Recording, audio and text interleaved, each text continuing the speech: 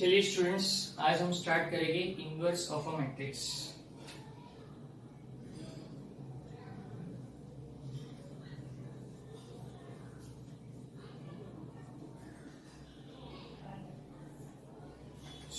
पहले तो हम डिस्कस करते हैं why there is need to study the inverse of a matrix. Inverse of a matrix की जरूरत क्यों पड़ती है, ठीक है। लेट्स से मैं एक एग्जांपल लेता हूं। A into B is equal to 1 2 3 4 और B is equal to 1 0 1 2। Let's say मैंने कोई एग्जांपल ले लिया, रेंडमली मैंने एक एग्जांपल लिया है। AB के वैल्यू में कोई AB मैट्रिक्स का वैल्यू दिया है और एक B मैट्रिक्स का वैल्यू दिया है, ठीक है। दोनों का ऑर्डर 2x2 है। सो अगर मैं बोलूंगा तो AB क्या होता है, AB is nothing but A into B. AB is nothing but A into B. मैं यहाँ पे AB की वैल्यू लिख देता हूँ 1 3 2 4। A मुझे नहीं पता, B की वैल्यू ले लेता हूँ 1 0 1 2, ठीक है। सो नेक्स्ट स्टेप में बोलोगे कि सर ये हो जाएगा, ये 1 3 2 4 upon 1 0 1 2 which is equal to B. अब देखो दो मैट्रिक्स आपस में क्या हो गया, ये वैल्यू यहाँ पे आके क्या हो गया, डिवाइड हो गया। तो दो मैट्रिक्स का डिवीजन पॉसिबल है नहीं, इन कभी भी दो मैट्रिक्स का डिवीजन पॉसिबल नहीं होता। उनका मल्टीप्लिकेशन हम निकाल सकते हैं लेकिन उनका डिवीजन पॉसिबल नहीं है।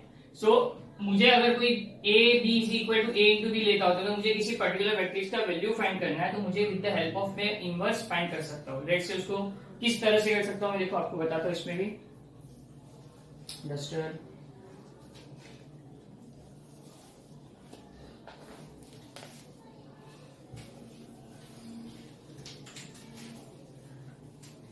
अब मैं ये हटा देता हूँ, इनवर्स फाइंड करना है मुझे, ठीक है। A B is equal to A into B मैं यहाँ पे ऐसे भी रखता हूँ, ठीक है।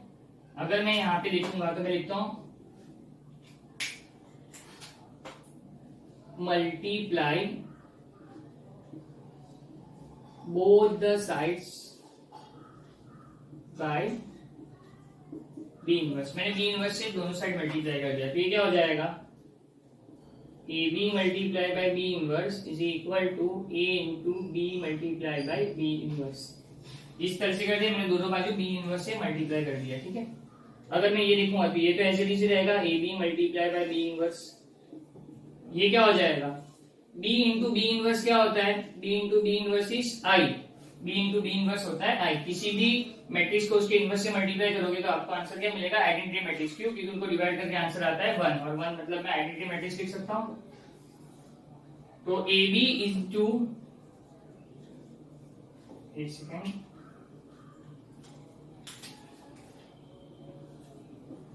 A B into B inverse is equal to A into I. क्या होता है, A into I is again A. तो देखो यहाँ पे a इज इक्वल टू क्या आ गया, a इज इक्वल टू आ गया मेरा A B multiply by B inverse, A B multiply by B inverse, ठीक है। तो मैं यहाँ पे a is equal to A B multiply by B inverse का मतलब होता है कि दो मैट्रिक्स का मुझे यहाँ पे बी इनवर्स में किसी भी तरह से फाइंड कर लेता हूँ तो मुझे सिर्फ इन दोनों का मल्टीप्लीकेशन करना रहेगा और मल्टीप्लीकेशन करना मुझे आता है। तो दो मैट्रिक्स का मल्टीप्लीकेशन पॉसिबल है तो ये वाला पार्ट हमारा इस तरह से सॉल्व हो जाएगा। तो सबसे पहले आपको ये समझ में आ गया होगा कि हमको यहाँ पे इनवर्स क्यू फाइंड करना होता है, ठीक है। चलिए अब आगे बढ़ते हैं।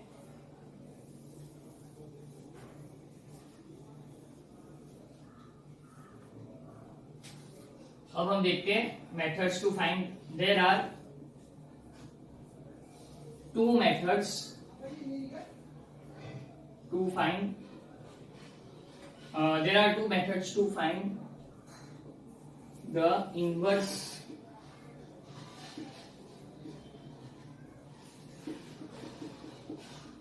of a matrix.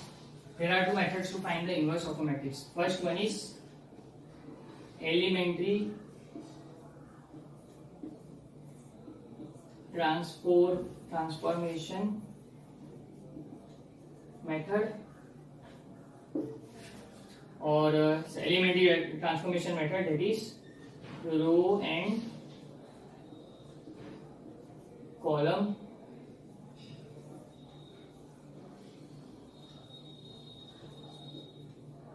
ट्रांसफॉर्मेशन। या फिर सेकेंड मेथड है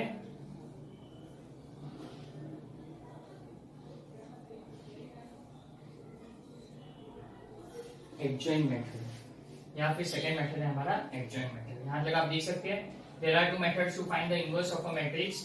first is elementary transformation method, यानी रो और कॉलम को ट्रांसफॉर्मेशन करते हैं उसमें, और सेकंड वाला है एडजॉइंट मेथड। ठीक है, ये मैं रब कर देता हूं। सो कभी भी अगर मुझे इनवर्स फाइंड करना है तो स्टेप नंबर 1 मेरा क्या होगा? कोई भी मेथड से मुझे सॉल्व करना है, मेरा स्टेप नंबर 1 क्या होना चाहिए? मुझे डिटरमिनेंट ऑफ ए फाइंड करना है। डिटरमिनेंट ऑफ ए फाइंड करूंगा। ठीक है, अगर determinant of A is equal to 0 आया then it is a singular matrix,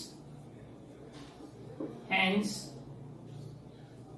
A inverse does not exist। आगे समझ में, अगर डिटरमिनेंट ऑफ ए, अगर मेरे को कोई ए एक मैट्रिक्स दिया हुआ है, ए मुझे मैट्रिक्स दिया हुआ है 1 2 2 1, तो मैं क्रॉस मल्टीप्लाई करता हूँ 1 1 जा 1 माइनस 2 2 जा 4, तो मेरा आंसर आ गया -3। अगर मेरा आंसर 3 आता है और एक अलग मैट्रिक्स ले लेता हूँ, दैट्स 1 2 0 2, सॉरी 1 2 0 1, 1 1 जा ये हो गया, सॉरी 1 2 0, ये 1 0 जा 0 हो गया, माइनस 2 0 जा अगेन 0 हो गया, और 0 माइनस 0 क्या हो गया? 0। तो दो मैट्रिक्स मैंने यहाँ पे सॉल्व किए, एक का आंसर आ गया नेगेटिव आया और एक का आंसर क्या आया? 0 आया। सो मुझे देखना है, मैंने डिटरमिनेंट फाइंड करना आपको आता है, कोई भी टाइप 2/2 ऑर्डर हो 3/3 ऑर्डर, डिटरमिनेंट फाइंड करना आता है। सो इस तरह से हमको आंसर्स मिलते हैं। तो यहाँ पे आंसर्स को देख के हमको क्या पता चल रहा है? अगर डिटरमिनेंट ऑफ ए 0 आता है then it is known as a singular matrix, hence A inverse does not exist। मतलब अगर कोई क्वेश्चन दिया है, बोला इनवर्स फाइंड करो इफ इट एग्जिस्ट, तो पहले हम लोग डिटरमिनेंट ऑफ ए फाइंड करेंगे। अगर ये आंसर 0 आता है तो इनवर्स एग्जिस्ट नहीं होगा, तो इनवर्स फाइंड करने की जरूरत नहीं है। लेकिन अगर मैं डिटरमिनेंट ऑफ ए फाइंड करता हूं और वो डज नॉट इक्वल टू 0 आता है, then it is a non singular matrix, then it is a non singular matrix, और मैं यहां पे बोल सकता हूं hence A inverse exist. Let's see, आई बात समझ में? तो सबसे पहले तो हमें क्या चेक करना है? स्टेप 1 हमारा क्या होगा? स्टेप 1 होगा मुझे डिटरमिनेंट ऑफ ए फाइंड करना है। अगर उसका आंसर इक्वल टू 0 आया तो it is a singular matrix. अगर सिंगुलर मैट्रिक्स है तो इनवर्स एग्जिस्ट नहीं करेगा, मतलब मुझे इनवर्स फाइंड करने की जरूरत नहीं है। लेकिन अगर उसका आंसर नॉट इक्वल टू 0 आता है तो it is a non singular matrix, यहाँ पे ए इनवर्स एग्जिस्ट करेगा, तो मुझे यहाँ पे ए इनवर्स फाइंड करना है। अब जो मेथड्स है वो हम लोग एक्सरसाइज वाइज जाएंगे, एक्सरसाइज में जैसे जैसे मेथड्स आएंगे वैसे वैसे मैं आपको बताते जाऊंगा। ठीक है, तो आप देख लीजिए ये जो मैंने लिखा हुआ है, और चाहिए तो आप देख सकते हैं। चलिए स्टूडेंट्स हम आगे बढ़ते हैं इसमें। तो सेकंड एक्सरसाइज में आपको कुछ कोफैक्टर्स फाइंड करने बोला है और एडजॉइंट फाइंड करने बोला है। मतलब मैं बोल सकता हूँ कि यहाँ पे आप inverse of a matrix find कर रहे हो बाय एडजॉइंट मेथड। सो जो ट्रांसफॉर्मेशन मेथड है उसके बारे में जैसे उसके सम्स आएंगे तब हम उसकी बात करेंगे। सबसे पहले हम लोग क्या फाइंड करेंगे? Inverse of a matrix bye adjoint method. तो उसके कुछ स्टेप्स है, मैं आपको स्टेप्स समझा देता हूँ। सबसे पहले देखिए, आपका जो मैट्रिक्स होता है, मैं 3/3 ऑर्डर की बात कर रहा हूँ। अगर 3/3 ऑर्डर के सम समझ में आ गए, मतलब 2/2 ऑर्डर के भी सम सबको अच्छे से समझ में आएंगे। 3/3 ऑर्डर के सम्स में आपको एक जो मैट्रिक्स ए दिया होता है वो हमेशा क्या होता है? A11, A12, A13, A21, A22, A23, A31, A32, A33 इस फॉर्म में होता है। फिर मैं क्या करता हूँ? कोफैक्टर मैट्रिक्स फाइंड करता हूँ।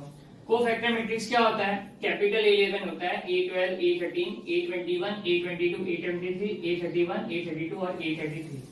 ठीक है, ये हो गया कोफैक्टर मैट्रिक्स। इसको फाइंड करना था। ये होने के बाद मुझे इसकी हेल्प से ये फाइंड करना है। किस तरह से फाइंड करना है मैं आपको स्टेप बाय स्टेप समझाऊंगा। पहले आप ये स्टेप्स लिख लेना अच्छे से।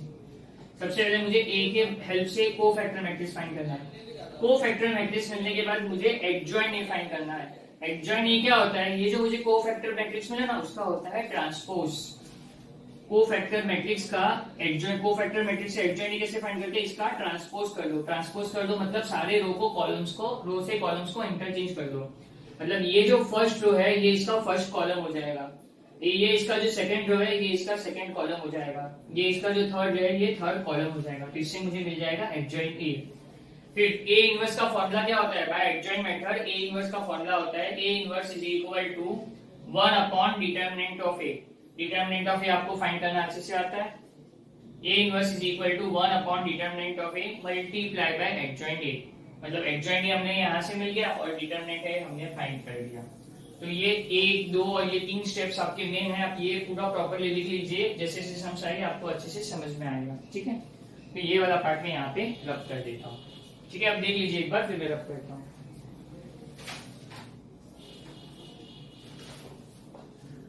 फर्स्ट क्वेश्चन लिखता हूँ अभी मैं। ठीक है,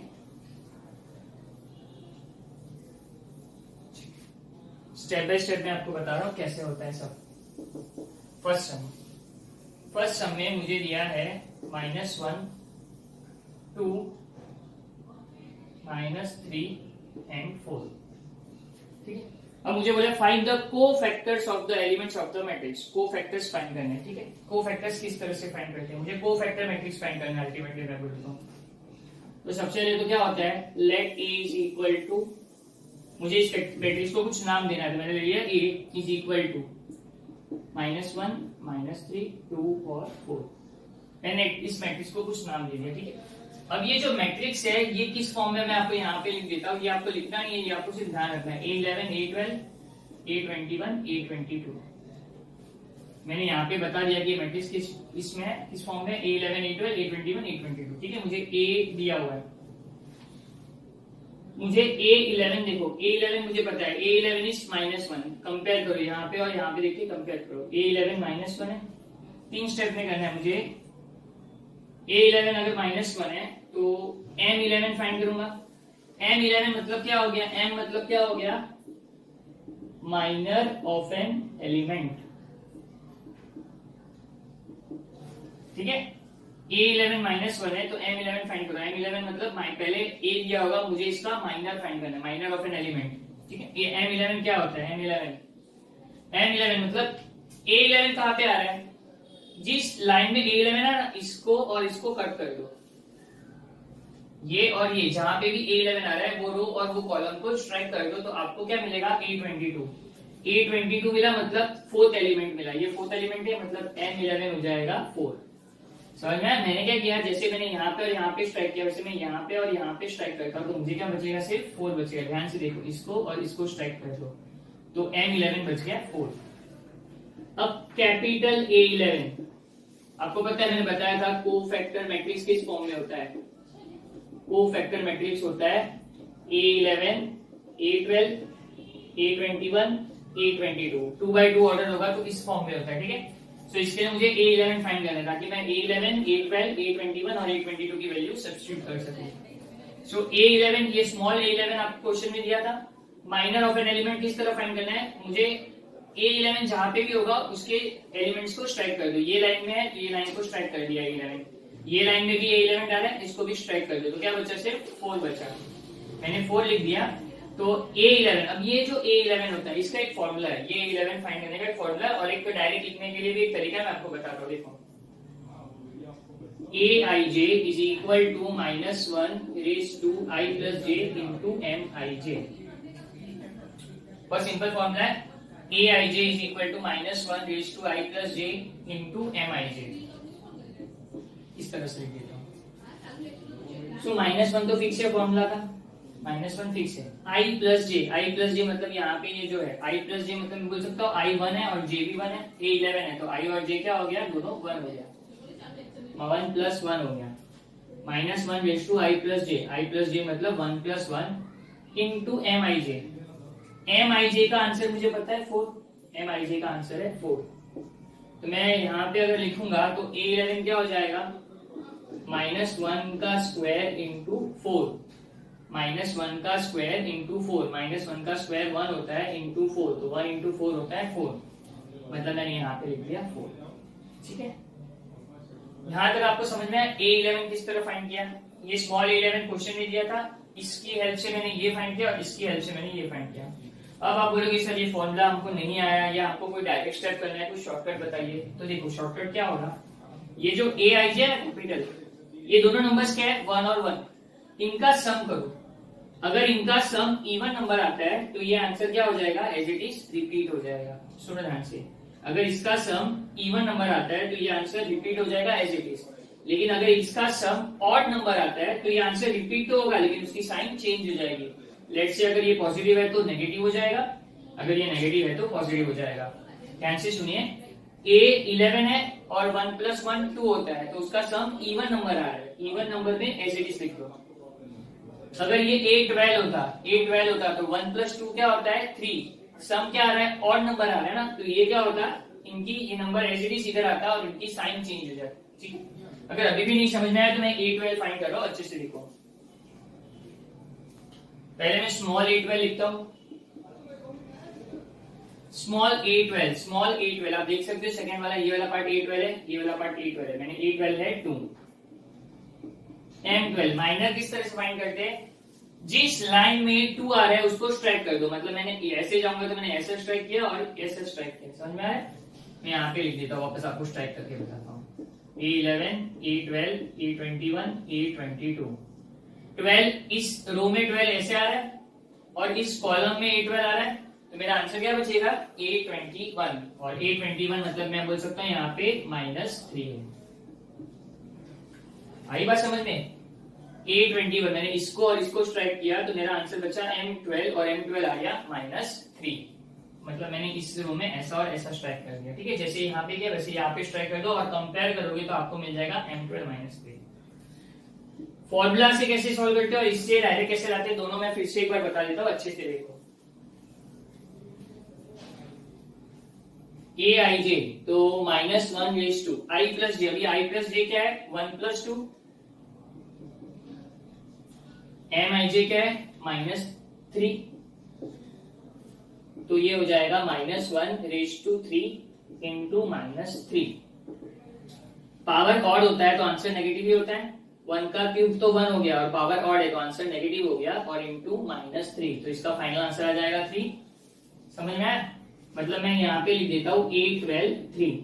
अब मैंने क्या बोला था कि जब भी इनका सम ऑड नंबर होता है तो ये एलिमेंट इस तरफ आ जाता है, खाली उनकी साइन चेंज हो जाती है। देखो ये -3 इधर आके क्या हो गया +3।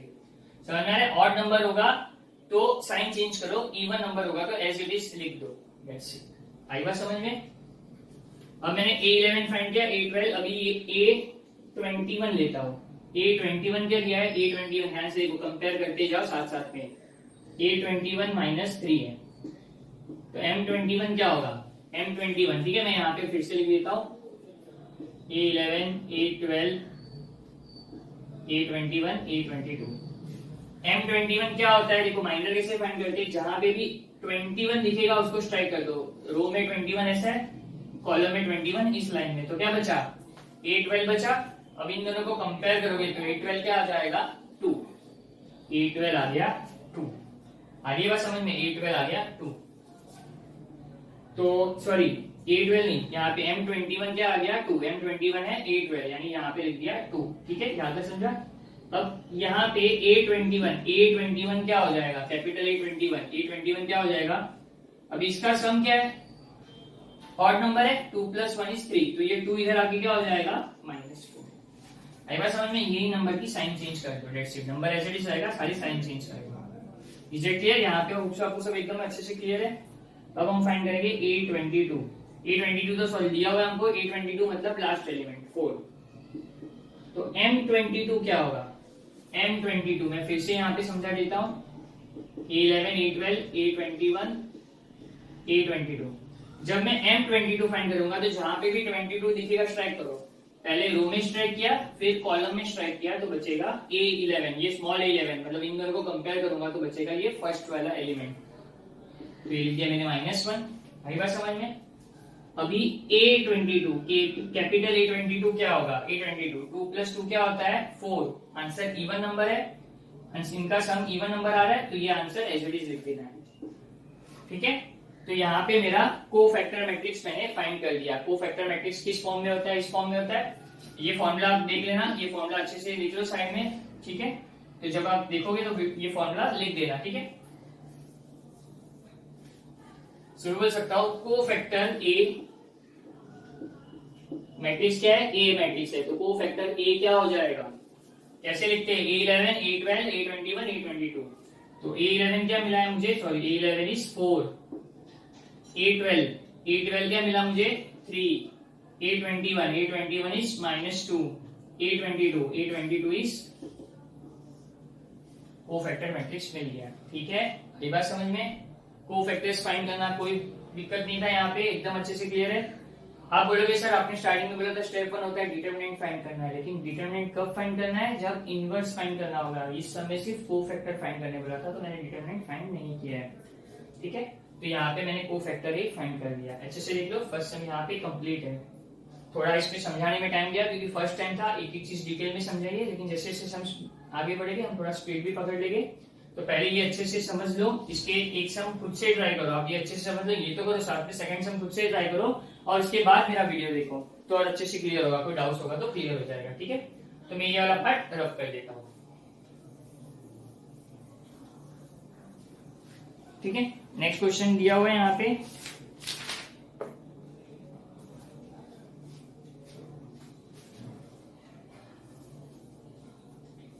नेक्स्ट क्वेश्चन 3/3 ऑर्डर का है। ठीक हो, अभी 3/3 ऑर्डर बहुत अच्छा क्वेश्चन है, अच्छे से समझ लेना ये सम, क्योंकि इसके बाद वाला सम में आपको, इसके बाद वाला तो थर्ड सम है नहीं, तो ठीक है। तो सबसे पहले इस मैट्रिक्स को नाम दे देते ए, मैं डायरेक्ट लिख देता हूँ। Let A is equal to, क्या दिया है? 1 -1 2, 1 -1 2, -2 3 5, -2 3 5, -2 0 -1, -2 0 और -1। ये भी रब कर देता हूं, ये भी रब कर देता हूं।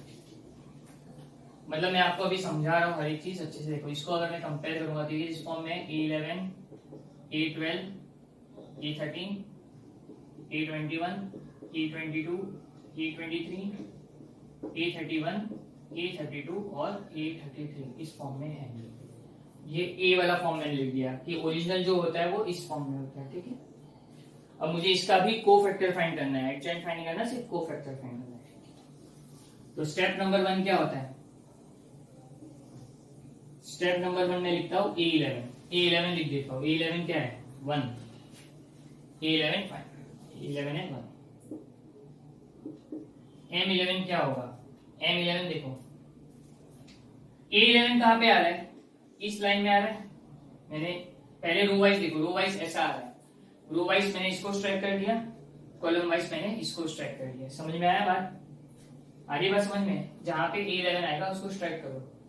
फर्स्ट सब में जब 2/2 ऑर्डर था तो सब में एक एक नंबर बच रहा था, मैंने डायरेक्ट लिख दिया। लेकिन अब यहाँ पे स्ट्राइक करने के बाद टोटल 4 नंबर्स बच रहे हैं, तो इसको किस तरह से लिखते हैं? M11। जो 4 नंबर्स बच रहे हैं ना, ये कॉर्नर के 4 नंबर्स, उसको लिख दो। ये 4 नंबर्स अगर मैं कंपेयर करूंगा तो ये 4 नंबर्स मेरे बचेंगे 3 0 5 -1। ठीक है, तो अगर मैंने कंपेयर किया तो मैंने ये 4 नंबर्स लिख दिए। अब मैंने ये लिख दिया, जिसको डिटरमिनेंट फाइंड करना तुमको आता है, इसका डिटरमिनेंट किस तरह से निकालते हैं? 3 × -1 हो गया -3, 3 × -1 हो गया -3, माइनस 0 × 5 हो गया 0, मतलब मैं बोल सकता हूँ ये आ गया -3।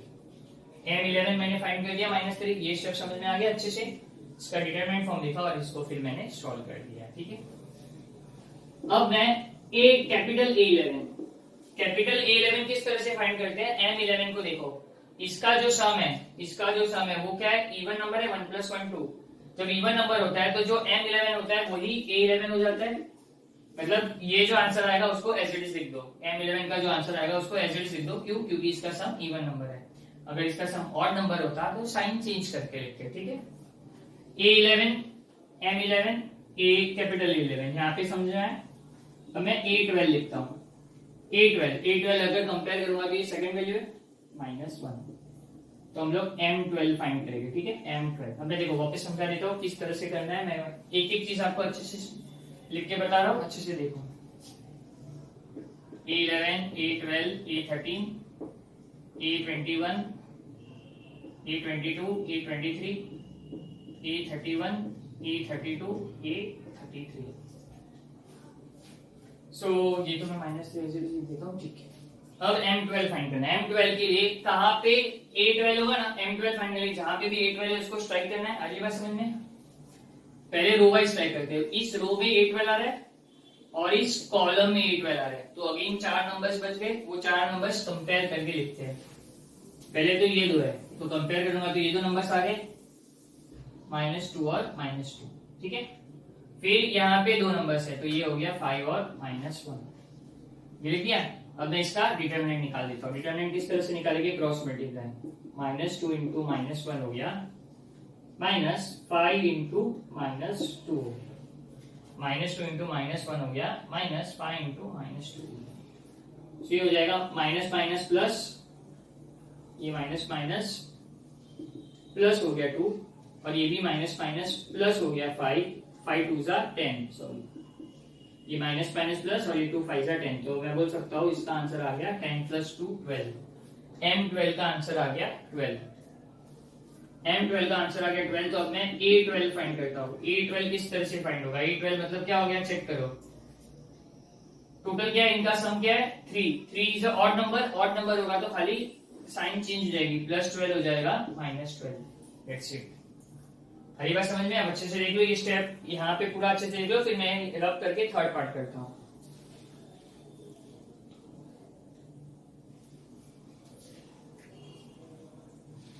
ठीक है, यहाँ तक एकदम क्लियर है।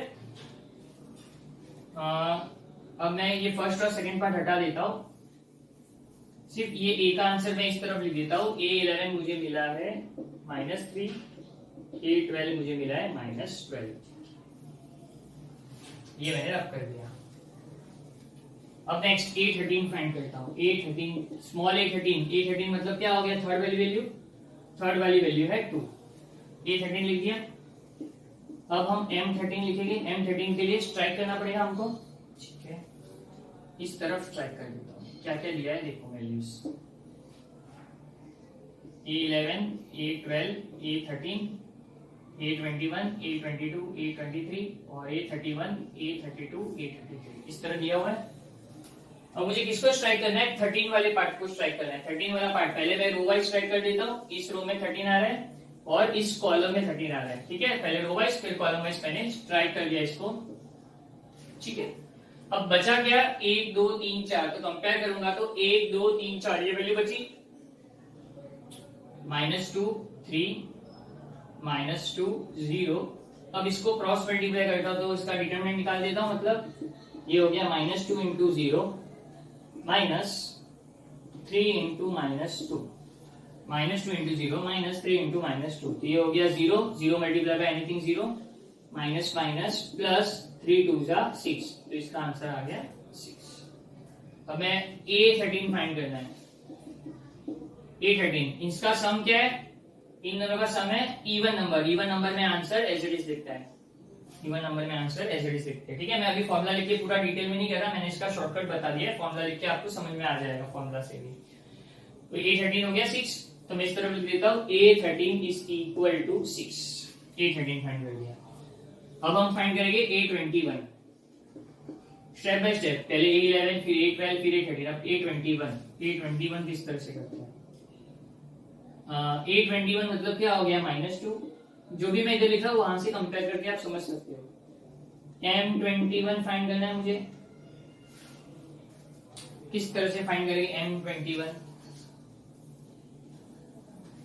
पहले मैं लिख देता हूँ A11 A12 A13 A23 A31 A32 A33, ठीक है। M21 मतलब क्या हो गया, जहां पे भी 21 है वहां पे स्ट्राइक करनी है। पहले तो ये कॉलम, पहले ये रो में हम लोगों ने स्ट्राइक कर दिया, फिर इस कॉलम में 21 आ रहा है, यहाँ पे भी स्ट्राइक कर दिया। मतलब मुझे 4 आंसर कौन से मिले, 1 2 3 4, तो इसको यहाँ पे कंपेयर करते हैं, 1 2 3 4 -1 2 0 -1, ये आंसर्स मिल गए। अब इसका डिटरमिनेंट निकालते हैं, -1 इंटू -1 हो गया +1, -0 2 जा 0 और 1 -0 होता है 1, ठीक है, ये निकाल दिया। अब A21 किस तरह से निकालेंगे, मुझे निकालना है A21 किस तरह से निकालेंगे, इसका सम क्या है, इसका सम ऑड नंबर है तो +1 का हो जाएगा -1, ये वाला पार्ट मेरा यहाँ पे खत्म हो गया। A21 मिला -1, मैं ये दोनों भी रब कर देता हूं। नेक्स्ट स्टेप की तरफ बढ़ते हैं, और नेक्स्ट स्टेप है हमारा A21 के बाद आएगा A22। स्मॉल A22 क्या दिया हुआ है 3, स्मॉल A22 दिया हुआ है 3, तो मुझे m माइनर फाइंड करना है, M22 फाइंड करना है, सॉरी यहाँ पे M22 फाइंड करना है, ठीक है। M22 के लिए मैं फिर से स्ट्राइक करना चालू करता हूँ, 11, A21, A22, A23, A31, A32, A33, ठीक है। सो M22 के लिए जहां पे A22 आएगा उसको स्ट्राइक करो। तो A22 यहाँ पे पहले रो में स्ट्राइक किया, फिर कॉलम में स्ट्राइक किया, फिर से मुझे 4 आंसर्स मिलेंगे, 1 2 3 4। इसको इससे कंपेयर करते हैं और लिखते हैं यहाँ पे। तो 4 आंसर कौन से मिले, 1 2 3 4 एक्सट्रीम कॉर्नर्स मिल गए, 1 2 -2 -1। अब इसका क्रॉस मल्टीप्लाई करेंगे, 1 इंटू -1 हो गया -1, और यहाँ पे -2 इंटू -2 हो गया, 2 इंटू -2 हो गया, ये हो गया -1 माइनस माइनस प्लस 2 2 जा 4, -1 प्लस 4 हो गया, दैट इज 3। मुझे M22 मिल गया 3। तब मैं A22 फाइंड करता हूँ। A22 क्या होगा, इनका सम क्या है, 2 + 2 4। अगर आंसर इवन नंबर है तो ये as it is, 4 is even number, तो ये आंसर मैंने एज इट इज लिख दिया, ठीक है। तो A22 मिल गया, तो A22 3 मिला, तो यहाँ पे मैं लिख देता हूँ A22 इज 3। A22 के बाद A23 फाइंड करते हैं, ठीक है। A23 का आंसर क्या है, 5। A23 का आंसर है 5। तो मुझे M23 फाइंड करना है। M23 अब मैं स्ट्राइक करूंगा, तो जहां पे 23 आएगा उसे स्ट्राइक करूंगा, A21, A22, A23, A12 और A32, ठीक है। अब कहाँ स्ट्राइक करना है, 23 पे स्ट्राइक करना है। पहले रो में 23 ढूंढो, फिर कॉलम में 23 ढूंढो, ठीक है। अब मेरे पास बचेंगे 1 2 3 4, ये 4 आंसर है। तो इसको कंपेयर करके मैं लिख देता हूँ, 1 -1, ये -2 और 0, ये 4 आंसर मिले। क्रॉस मल्टीप्लाई करेंगे, 1 इंटू 0 होता है 0, माइनस -1 इंटू -2, समझ में। इसको इससे मल्टीप्लाई, इसको इससे मल्टीप्लाई और बीच में माइनस का sign, 0 minus minus plus plus minus 2 1 जा 2, तो इसका आंसर आ गया -2। M23 -2 मिल गया। तो कैपिटल A23 क्या होगा, 3 + 2 क्या होता है, 5। 5 इज एन ऑड नंबर, तो -2 का क्या हो जाएगा, +2। जब भी ऑड नंबर आएगा तो साइन चेंज कर लेनी है, ठीक है। तो -2 का हो गया +2, दैट्स इट। यहाँ पे हो गया A23 इज +2, ठीक है। देख लेते हो ये आपको दिख रहा है कि नहीं प्रॉपर, यस आपको दिख रहा है अच्छे से, ठीक है। यहाँ तक समझ में आ रहा है आपको अच्छे से।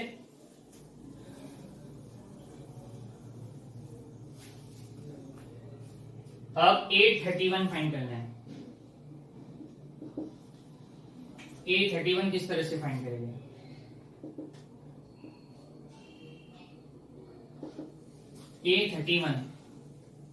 A31 तो हमको क्वेश्चन में दिया हुआ है -2।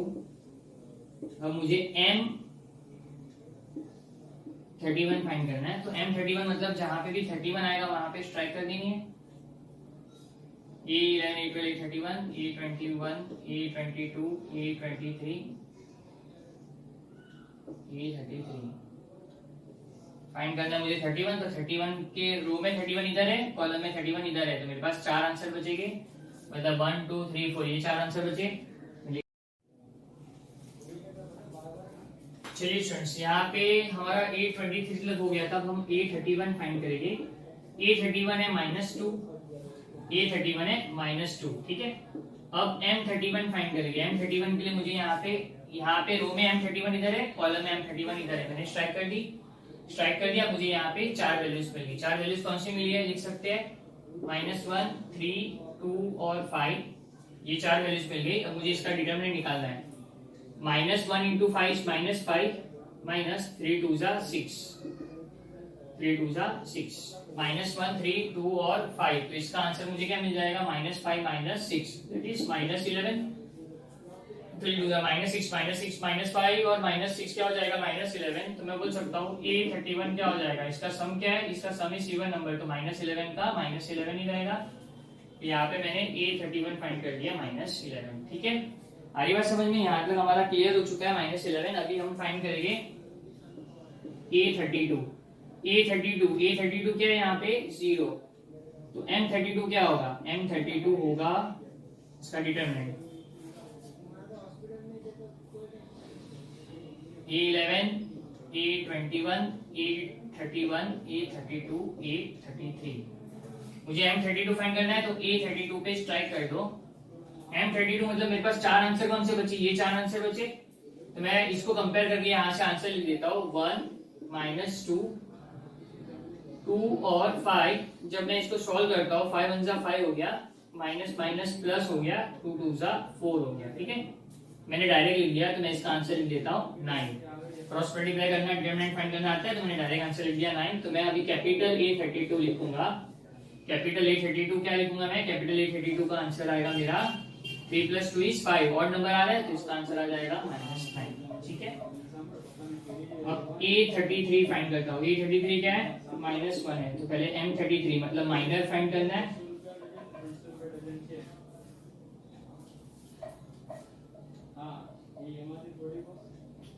यहाँ पे मैं ये रब कर देता हूँ, ये प्रॉपर लिख देता हूँ।